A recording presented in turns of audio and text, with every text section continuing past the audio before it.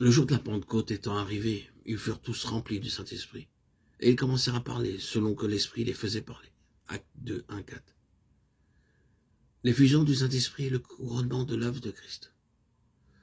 L'adorable mystère de l'incarnation divine à Bethléem, la rédemption accomplie au calvaire, la résurrection de Christ, qui nous a révélé en lui le Fils de Dieu, son ascension qui le fit entrer dans la gloire, tout cela n'était qu'autant d'étapes préliminaires, dont le but et le couronnement devaient être l'effusion du Saint-Esprit. La Pentecôte est la dernière de nos fêtes chrétiennes, et la plus grande de toutes, car elle confirme toutes les autres. C'est parce que l'Église a si peu su voir dans la Pentecôte la plus grande gloire du Père et du Fils, que le Saint-Esprit n'a pas encore pu glorifier en nous le Fils, comme il l'aurait voulu. Dieu avait fait l'homme à son image. Son but était qu'il lui ressemblât, qu'il devint semblable à lui. L'homme devait être un temple où Dieu put habiter, il devait devenir la demeure permanente de Dieu. Le Dieu saint voulait s'allier l'homme de la manière la plus intime en faisant habiter en lui son amour. Le temple de Jérusalem était une très faible image de ce que devint plus tard une vivante réalité en Jésus de Nazareth. Dieu avait trouvé enfin plus tard une vivante réalité en Jésus de Nazareth. Dieu avait trouvé en Jésus un homme en qui il pouvait demeurer, dont l'être tout entier était prêt à observer sa volonté, à comprendre son amour.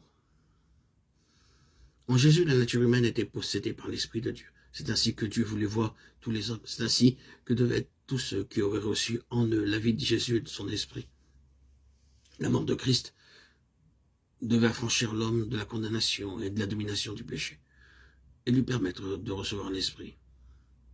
Sa résurrection offrait à la nature humaine, libérée de toute faiblesse, de la chair, la vie même de la divinité, la vie divine de l'esprit.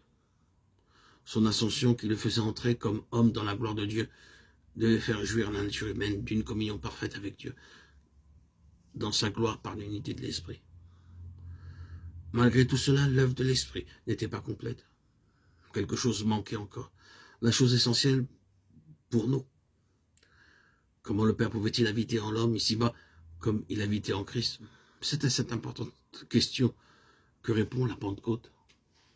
Le Saint-Esprit, issu de l'essence même de la divinité, est envoyé sur la terre avec un caractère nouveau, avec une puissance nouvelle, que jamais encore il n'avait revêtu. Lors de la création, Dieu l'avait envoyé comme esprit de vie. Pour la création de l'homme en particulier, il avait agi avec la puissance divine qui avait fait de l'homme un être à la ressemblance de Dieu. En Israël, il avait été l'esprit de la théocratie, inspirant et dotant certains individus pour telle mission spéciale.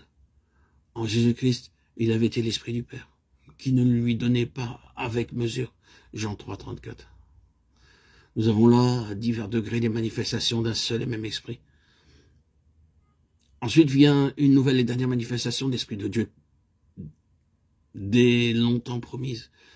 L'Esprit qui avait habité en Jésus-Christ et qui, pendant sa vie d'obéissance, s'était si parfaitement uni à son esprit humain qu'il était devenu un avec lui, et par là même devenu l'Esprit de Dieu, homme. Jésus-Christ, homme, en entrant dans la gloire de Dieu, en participant à cette vie de l'Esprit où Dieu habite, reçoit du Père le droit de répandre son esprit sur ses disciples, ou plutôt de descendre lui-même en eux, par l'Esprit et d'habiter en eux. L'Esprit vient alors comme l'Esprit de Jésus glorifié, offrant un caractère nouveau, inconnu auparavant, parce que Jésus n'avait pas encore été crucifié et glorifié.